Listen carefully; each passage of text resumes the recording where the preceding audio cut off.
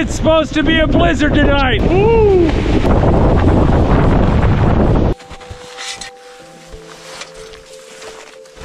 My circle is too small.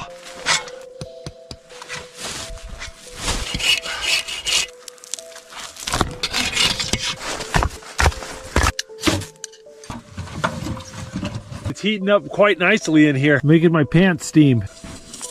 Melting snow is such a pain. It'll probably take me 45 minutes to get this snow melted and up to a boil. Time to make some food. Got some beef bouillon cubes, a little bit of salt. A beautiful lamb stew. A little savory, a little sweet, a little bit spicy. Good. Now, I know a lot of you guys see this and wonder if that's going to attract animals. Animals are not a problem here. There's no animals in these woods. The snow's too deep. This deep snow is hard to walk in. It buries all the food. Any animals that aren't hibernating, they're down in the valley, not up here in the mountain.